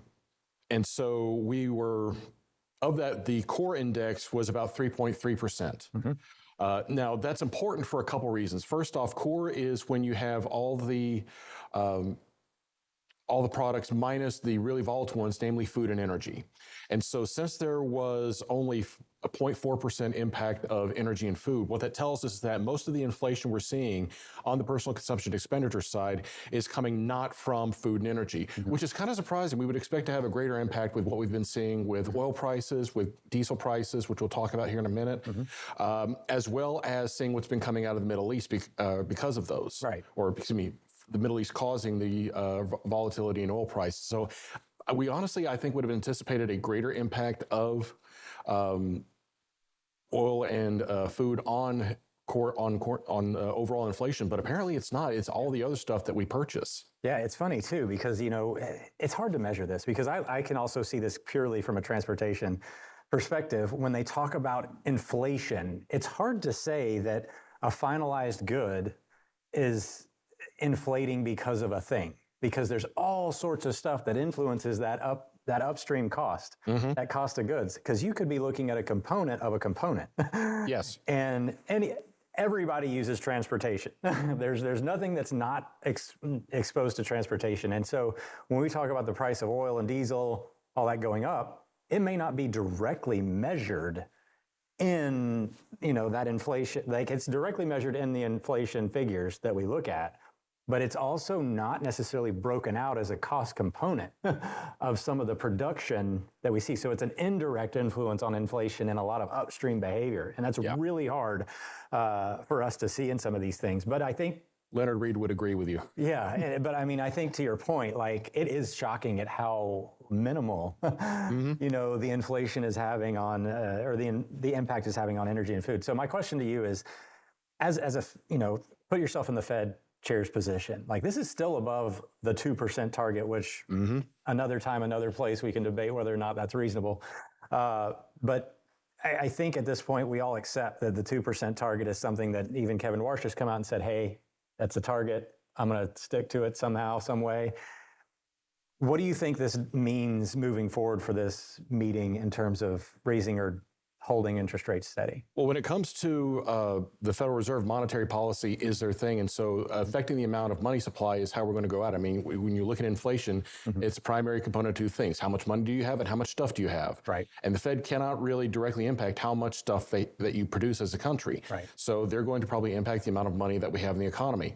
That means that they're going to probably shrink the money supply through bond purchases, and that's going to lead to higher rates. Because if you want to bring down inflation, you need to pull down that top level of the fraction, which means reducing the money supply, which means increasing interest rates as a secondary or a direct effect. So that's going to have a lot of impacts, particularly for our customers, because when you have a higher interest rate, it means that your CapEx is going to be hard to come by, your credit is hard to get as a business. It means that your customers, because the interest rate doesn't just affect businesses, it also affects direct consumers and their ability to get credit. You know, it means that you're not going to be able to get as much Christmas presents as you might otherwise because it's going to be more expensive to borrow money. Right. So put that in the context of the recent buyback. Oh, the recent buyback. That's a whole mess. Yeah. When it comes to the recent buyback, I've got a lot of thoughts about it. Specifically, try to sum it up, and you got 2.5 minutes. I got 2.5 minutes. Okay, so we've got the Federal Reserve issues bonds. U.S. Treasury Secretary Bessent has announced that he's going to increase buybacks. We're going to be talking, and what he's essentially trying to do is use the Treasury Department to try to put pressure on reducing inflation. Now, the way he's doing that is by as I understand it, increasing buybacks, and he's kind of making a bet on the bond market. He's betting that if he goes for more bonds, it's going to, and he's also going for shorter term bonds as opposed to longer, such that he's going to want to hope that rates are going to be lower in the future. Right. The reason that that is so important is because right now, the servicing of the debt, what the interest that the federal government pays on the debt that it has accrued, is now outstripping national defense spending. Wow. Yeah. So because of the higher interest rates we've been seeing, the Treasury wants to do everything it can to try and keep rates down so that it doesn't spend so much on interest. It's using the bond market to try and do that, to try and I hate to say it, try and beat the market. It's very, very difficult to do that, though. And so what's going to happen is that as they start to change their bond buyback purchasing system, or the manner in which they purchase bonds, they're going to try and make a bet that rates are going to go down in the future. Because if they lock in now, if they lock in a higher rate now, that means that you pay that much more as time goes on. Because once you get a 30-year bond, you're locked in at that rate. There's nothing you can do about it until it matures. So what does this mean for people that are looking at, the bond market volatility? Obviously, it came down and then it went back up in terms of the long tail. Like, does this feel like a reason to kind of make the argument against raising interest rates? Or I think that Kevin Warsh has a very, very narrow and difficult wire to walk because on one hand, he's got the financial stability. I mean, the Fed has a dual mandate: keep employment high and keep prices stable. Keeping prices stable is what ties into that inflation number, and he wants to try and get to that 2% year-over-year rate. Right. In order to do that, he's got to raise interest rates, which is going to decrease the money supply, which is going to bring down the prices. But if you raise interest, what's going to happen is that the federal government's going to have to pay that much more to service the debt. Because what people understand, the debt is not just a solid number. It is a series of bonds and Treasury securities that the Fed will continuously roll over based on when the old ones come due, and they have to basically, to put it in terms our customers might understand, they have to bring out a new credit card to pay off the old one. Right. Whew. Well, that's a lot of stuff. So we were going to go to a quick break. When we return, we're going to close a little bit of this economic discussion and bring on Ben Peterson. Stay tuned for more.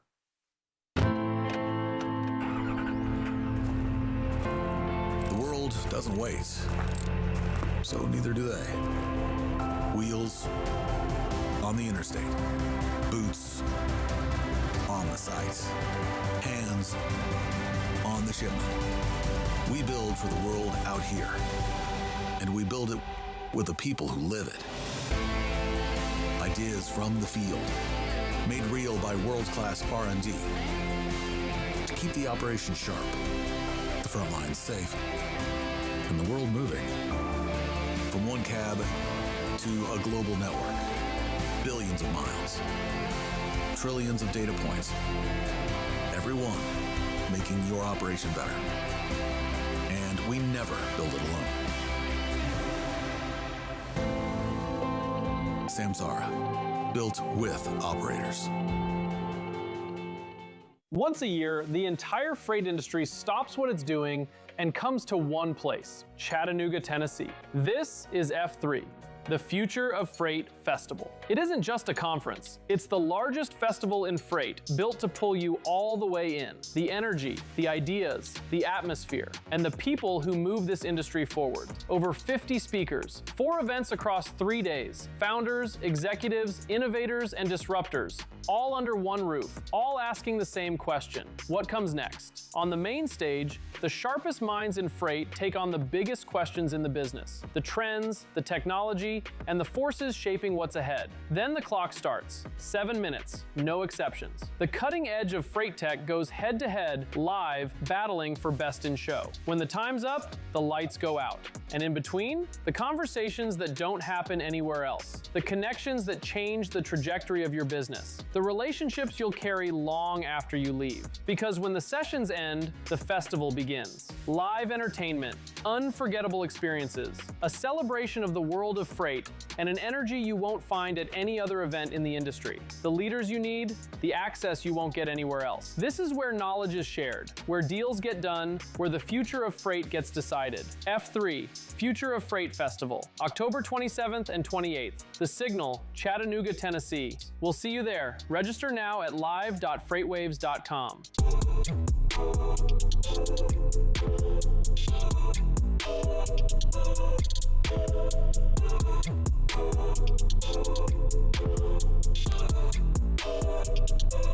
Back to Freightonomics in the second half of this show. So first things first, I want to close the economic gap here with DJ. We're going to cover durable goods orders, and I'm going to bring on Ben Peterson and talk about the rest of the year from the shipping community's perspective. So DJ, the last thing I want to talk about with you is this durable goods orders. July was a 1.1% versus a 0.5% estimate, and June was revised upwards. So this looks like durable goods economy is actually doing okay. It's doing okay. It's not a huge movement. Right. I think that one of the things we really need to keep in perspective is that, and you can see on the screen, that we had really, really big movements in April and May of this year, a big upswing and a big drop. So a little bit of cost averaging there to try to make I think that we're kind of moving back to the small movements, kind of normal. We saw like last October, November, similar jumps, but not quite to the same magnitude. So I think we're kind of stabilizing and kind of playing close to the chest on this point. We're not seeing huge movements, but we've had 2 months of growth, so it's not a bad thing. Yeah, I mean, how much do you put into this figure, by the way? Because durable goods, of course, are the things that obviously move on trucks and on the rails and move freight, and they tend to be a pretty good predictor of future freight movements. What's your read here on the second half of the year that we're kind of already a couple of months deep into? We could see some increases, but I'm not putting a whole lot of faith. Overly bullish? Yeah, I'm not really super bullish. I think we're going to see some increase or at least something stable. But since we're not seeing because if you look August last year, durable goods were up 3%. Now we're half that. Yeah. So I wouldn't say bearish, but I'm not strong bullish. How about that? Yeah, no, I think this fits in with a narrative that a lot of people are very conservatively ordering. And it's, again, I think when you put it into the context of how people were expecting us to see an economic downturn a lot of the last year or so, and it's really never manifested. I mean, the manufacturing sector has been the big surprise, I think, for a lot of people. And as much of that as you want to apply to the data center build out, I think is a thing, as well as the energy build out that goes along with that, I think is something to keep in mind and parse that out. But I still think, based on consumer, take the sentiment out of I think the sentiment has really not been well connected to economic output from the consumer side. Am I right in saying that? I think so. And when it comes to, because obviously I wrote an article on the FreightWaves blog about the the sentiment and the measurements that are going into the data center build out. So if anybody wants to read that, it's on the the Sonar freight market blog. There, got it out. Yeah. But as far as the data center build out connecting to the consumer market, we're seeing the boosted manufacturing. We're starting to see a lot of backlash on the political side of it, but I don't think that it's really necessarily economically driven. I think it's more politically and emotionally driven than anything. Right, and that makes it really hard to read the feelings. For people that have watched me on Freightonomics for the last 5 years, my feelings on feelings indices, they tend to be I think, well, and I also think that people aren't really understanding what they are. They see these giant hyperscalers, they're big, they're loud, they supposedly draw a lot of energy, but I don't think that they understand what's actually, what they're doing, that they don't see the Rosie the robot underneath the hood, so to speak. Right. Well, DJ, thank you so much for breaking that down. We'll, of course, be back next week to go into further. We didn't get to cover everything, but as typical, that's going to be the case. So before we get to Ben, I want to call out a couple of reads for our audience. And the first story that I think people need to be mindful of for this audience is clearly the Panama Canal. The new capacity cuts puts U.S. ports on notice. This is a big deal because it's going to reduce the amount of freight that can come through the Panama Canal. Certainly, it'll slow down the transit. We saw this a few years ago in 2023. Towards the end of the year, we saw Savannah volumes drop because some of these larger Neo-Panamax boats could not get through the canal.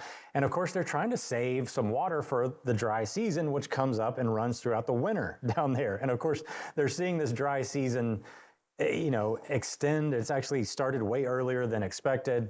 I want to pull up the FBXD here, which is going to be the Freightos Baltic Exchange Indices.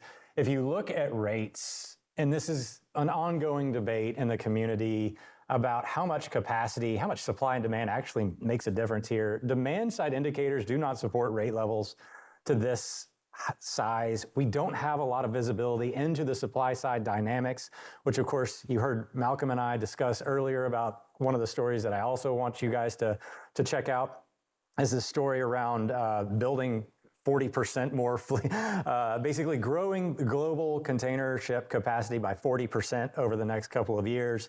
That feels like it's going to be deflationary on rates for transit. But at this point, we've been talking about the growth in shipping capacity for the last 4 to 5 years since COVID, and we're still seeing rates almost at COVID levels. So it's really hard for us to parse this market apart. So it's going to be an ongoing thing to where you have to pay attention as an importer. And of course, Ben's going to talk about what he thinks about some of this here in a minute. The next story I think that you should check out, this is probably going to be one of the last times, Craig and John talked about this the other day on FreightWaves Today, but the BMO credit report that came out basically shows what we all expect it to show to an extent, that we're seeing a lower level of distress in the lending to carriers. And I will say this. From my perspective, I thought it would be lower. The questions I get a lot in the space are, how are there carriers out there that are still not doing well? If you've been paying attention, you've got PAM, well-respected carrier, very exposed to the automotive side of things, operating at a 110, which means that they were losing 10 cents on every dollar they spent to haul freight in Q2. So just because you have a couple of months of elevated spot rate activity, contract rates do not increase overnight. So you're still hauling a lot of freight. Spot market volume represents roughly somewhere between 15 to 30%, depending on the market conditions, of the total freight volume that's available out there. So these guys have years of distress going on. Has it improved? Absolutely. Is it going away overnight? It is not going away overnight. And so I think that's a one big call out to watch there. So without further ado, let's press on because we need to get Ben Peterson's take. He is our shipper market expert, for lack of a better term, but head of shipper solutions, I think is your technical title, is it not, Ben? Bring him on and have him give his perspective here. Yeah, head of shipper solutions. So keeping a close eye on what's going on, and obviously we're on the cusp of bid season, so there's a lot of things happening right now. Yeah, Ben. So I want to dive right into it because we only got less than 20 minutes to break this down. First of all, I want to get your quick read on some of the issues that you are encountering from some of the customers that you're talking to working for Sonar. I think the main issues right now is the uncertainty, right? There's a lot of uncertainty, probably now more so than definitely the last year, the last 2-3 years for sure. We've seen a little bit of downtick in rejections and some of the cool off. And I think everyone has to be cautious of that because I think more or less we're seeing some stabilization now. If we look at the Sonar PPI, it stayed relatively flat for the first time since we've kind of switched to the quantitative methodology. And so I think that's more of a sign that this is more of a normalization, and rejections are still up above 10%. So you would still consider them tight. And so I think we're going to see a very tight environment heading into bid season.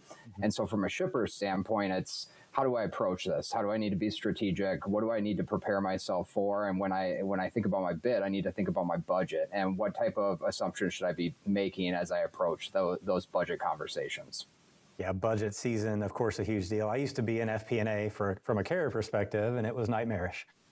So from a shipper perspective, you have a lot more moving parts to deal with externally. So, you talked about uncertainty, and I feel like that's the case with both the demand forecasting perspective, which of course influences revenue.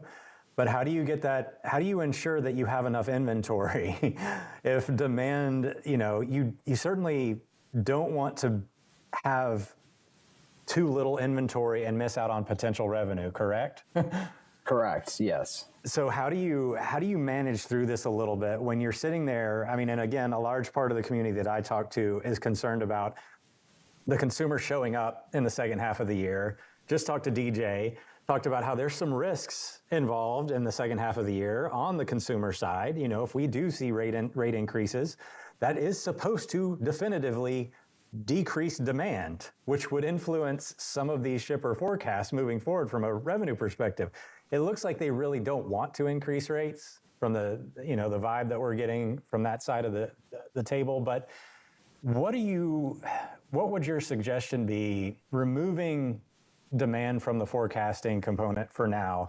What would some of your strategies be trying to set yourself up to make sure that you have inventory available if you need it there and you might have underordered a little bit?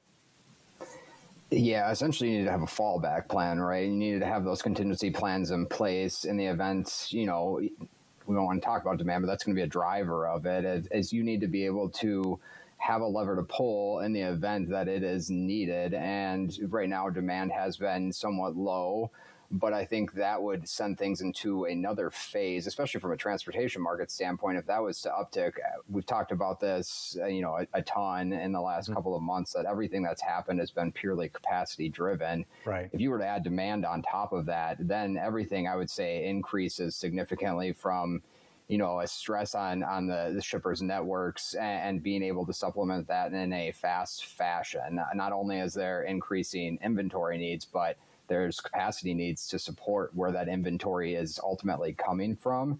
And so I think when you talk about building contingency plans, there's a lot of pieces that you need to make sure are in place in the event you need to flip that switch and react to what's happening in the environment. Yeah, I mean, and we've been talking about this on, obviously on FreightWaves today. I've written about it several times in the chart of the week on FreightWaves.com.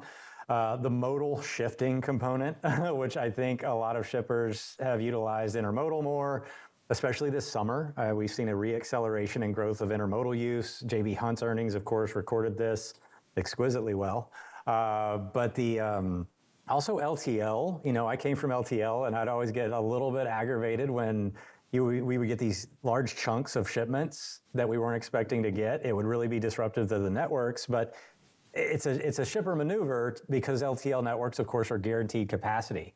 A dangerous game to kind of play, in my opinion, for a long period of time. I think it's clearly a temporary maneuver. But what would you say to some of these shippers who have been either, if they haven't been leveraging intermodal, or if they are, what are some of the thoughts that you have around this modal conversion and shifting strategy moving through the rest of the year?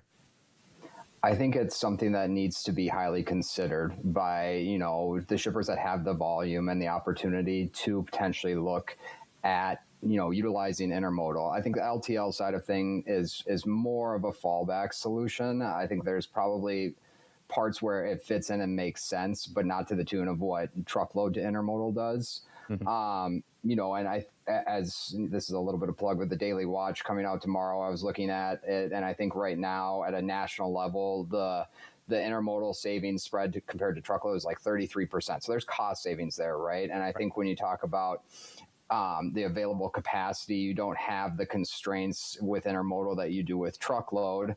And we're seeing right now from a loaded rail car volume, and we're at 5-year highs. And so there's signs pointing to intermodal being a sign of relief for truckload and some of the challenges we're seeing on the truckload space. Now there's a lot of details behind that. You can't basically look at and say, hey, I want to go intermodal. That's going to be as simplistic as moving a truck. It's not, and not to say that moving a truck is simplistic, but there are different variables included to make that happen. But I think it's an option. And I think intermodal conversion is always the priority is cost savings. It generally is cheaper to move a shipment via intermodal versus truckload. But there's also a service component to it too, or a capacity component as well. There's, different strategic ways you could approach it where you might have a high volume lane and have risk of being able to support that lane over the road. So maybe you ship 30% of it, 40% intermodal, and then the rest you ship truckload. But I think thinking through different scenarios in that way as you approach the bid season, and especially 2027, because there's going to be creative solutions needed to manage the type of transportation market we're in. Yeah, so for those that have started using intermodal, I've been kind of touting this like, well, if everybody does it, we kind of see this herd mentality. It's like, duh, when you have a 33% savings rate, you have to consider it. But there's an inherent risk, just like anything that you do when you're starting to save money and cost, like if everyone jumps to it, the market is going to address this in some form or fashion. And there's this level of disparity in the solution. I just, too good to be true starts flashing in my head. And we know that rates are coming up for the intermodal space. We know that this rail merger situation for the transcontinental stuff, they're trying to avoid raising red flags. So it's, to me, I would want to think about, okay, what's the risk of us with whatever we've converted to intermodal? Is there an inherent risk for, a spike in cost later in the year? We haven't seen anything about peak season surcharges because the peak season really doesn't, I don't know that you really can say there's a peak season anymore on any level from the maritime and intermodal side, because the data suggests that it's been a very wild ride here in the last few years. What would you suggest shippers be mindful of for some of this modal conversion risk? Yeah, I think when I would think through approaching it, it's those that have established intermodal presence already is probably where it should be most of a priority. And I think through, maybe in the past you've evaluated some lanes and have had pushback from the customer team because the transit times didn't make sense, or there was, restrictions with getting the product from execution to actually the customer in a timely fashion. But when the market's turned like it is, when you're going to see probably some inflation on those lanes from a truckload cost standpoint, I think external teams are more open to some of the different ways that you could approach, not only cost savings, but different service to ultimately meet the customer's needs. And so I think as you get into more of a tight environment, you have the ability to bring those more creative solutions to light and probably get buy-in, because everyone's looking for solutions that, again, help cut costs, but still meet the demands of the customer. And so I think the intermodal conversions make sense for those that have the presence. For those that don't, again, you have to have the volume and kind of some of the infrastructure to have a seat at the table. But it's something that should be evaluated, because as we approach the new year, there's going to be solutions that need to be examined, because truckload could prove to be pretty challenging for some. Yeah, I don't think I talked about it on the market update today. Rejection rate of 13.5% feels a lot better than a 17% rejection rate that we saw peak in the summer, but it's still not ideal. It's not an acceptable compliance rating. When you flip it on the other side, it's an 86% ish carrier compliance figure, which of course most shippers would be. Especially if we talked about this last year, what would I tell you if I gave you an 86% compliance rate at 40% higher cost? You'd be like, no, man, I'm not into that. But that's what happens with trucking, is when capacity tightens, you pay more for less because the market is disequilibriumed, or out of balance is a better way to put that. So one of the things, you and I talk about this a lot in terms of bid strategy. And of course, a lot of these shippers are going to reach out to us and ask, what do I need to do with my bid this year? What kind of expectations should I put around rate increases? And you and I both take the approach that we like to be very custom we like to look at the business itself. We like to see where your rates are at a lane level, where you're exposed, because one of the interesting components of this intermodal shift is that we've seen a lot of volume and usage growth on the eastern half of the United States, which is not as fungible with truckload, but the cost spreads are so high that it's making more sense. So a lot of these shippers are utilizing Atlanta, for instance. So if you're seeing, we're starting to see rejection rates really fall out of the Atlanta market over the last month or so. I think you or Thomas wrote about this recently in the Daily Watch, but it's one of the hottest markets in the country in the summer, and it's kind of come down off of a cliff there in terms of rejection rate. So from a shipper perspective, would you say, you really need to take a more granular approach to your strategy in terms of, one, forecasting your transportation costs this year, and is there a number that makes sense? And then two, of course, just making sure that you have some buffer in your budgets. Yeah, there's a lot to unpack there. I think, so to start, I always promote granularity, right? You need to be able to drill down to the lane level when you're approaching your bid. And I'm always an advocate that you should never send 100% of your network out to a competitive environment. I think you open yourself up to increased cost exposure that you necessarily don't have to do if you approach it in a more strategic manner. Mm-hmm. And so a lot of that starts at, let's evaluate all of our lanes. And one of the main things there is, let's look at the market costs and understand, where are we up, where are we down? But with a lot of what we do, we layer on the market components to where are rejections trending, where's volume trending, where do we think that trend is going to last, and what does that ultimately mean based on what you're currently paying and what your current structure looks like, and then create recommendations based on that. I'm already getting a favorable rate from this incumbent. The network or the market dynamics are pretty challenging. So I think I'm going to just try to lock in this incumbent for another year or 2 years, because even if I get a 1% to 2% price increase, I avoid a potential 6% to 7% price increase.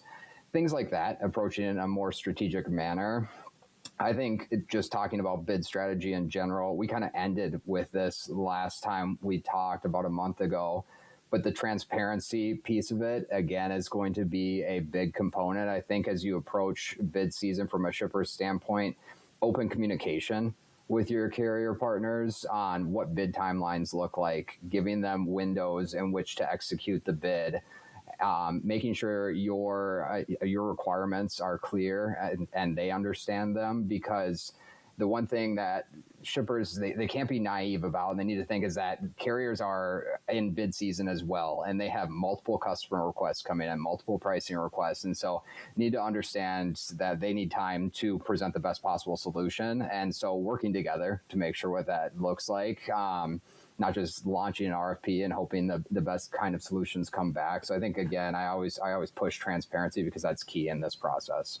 Yeah, I mean, I think you probably have talked to a lot of people, just like I have in the space, that were able to just kind of take a blank page and say, 1%, I need a 5% decrease this year, I need a 4% decrease, and kind of just push it out there over the last 3 years and get away with it. And of course, when capacity gets tight, you can no longer do that. And we know that there's a lot of churn in the industry around transportation management. You got Bill from accounting that hops in one year, and he comes into an environment that's really easy to operate in, and he thinks this is the easiest job ever, and I'm just going to keep doing what I've always done. And all of a sudden, it's like, well, your carriers aren't showing up anymore. And you're like, well, what are you going to do about it? Well, there's no playbook for Bill because he hasn't seen it. And I think understanding that, the market has been very cyclical and very volatile is interesting. And so we only have a couple of minutes left, but I want to get your take on the current trade policy environment. We just had another,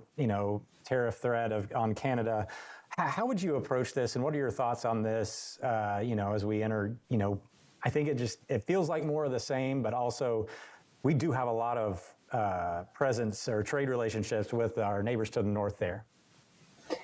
Yeah, I think with trade policy and in general, it's just the world we live in right now, right? And from a shipper standpoint, inevitably, it's something that you're going to have to deal with. I think it's going back to the beginning of our conversation, it's contingency plans and understanding what those impacts will look like. I think if you're a shipper that operates in both the U.S. and Canada, intra-Canada, cross-border, what have you, you need to have an understanding of, what does our internal plan look like in the event we shift production or, volume moves to a different space. And I think about it too, when I was on the shipper side, because we did operate in both the U.S. and Canada, and what happens to my carrier's general network. So, maybe from my shipper lens, we're not going to be directly impacted, but to a degree, but if I have another carrier that's got other shippers that are going to severely change the way that they service their network, that could indirectly impact me. And so I think it's about the full picture and understanding, based on some of the recent developments and where we see that probably continuing to go into 2027, ultimately understanding how that could potentially impact your network. So I know this is a little bit out of your scope here, but put on your procurement hat. You worked at General Mills for a while, as well as Target. So you've been around these people. What are you taking this tariff as something you need to change your procurement strategy on? Or are you just going to wade through it and let it pass like everything else has?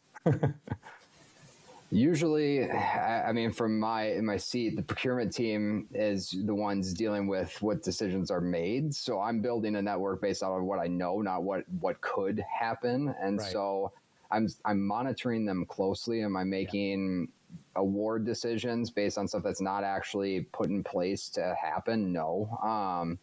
I think there's plans in the event something does change, how we execute that quickly. But I don't think that. I think we would more or less kind of sit and wait and monitor, but not act on it quite yet. Yeah. Do you think they would sit on it? Or do you think they would try to figure something? You just said contingency. I just don't know how you manage contingency with a Canadian replacement. Yeah, it's a good question. I know you don't. That's not in your background, but I just wanted to throw that one out there. Well, Ben, thank you so much. You of course write the PPI. People that subscribe to the Sonar light offering, Market Movers, can also see that. Check out the blogs too to find where that is. And of course, you write the Daily Watch, and I appreciate that, and the Weekly Outlook. So for sure, everybody be watching for Ben on all the social channels as well. And thanks again, man. Well, that was our show for today. We will, of course, resume production next week. Approaching Labor Day, this market still looks like it has some gas left in it. So for sure, you're going to have to keep watching and stay tuned. Have a good week.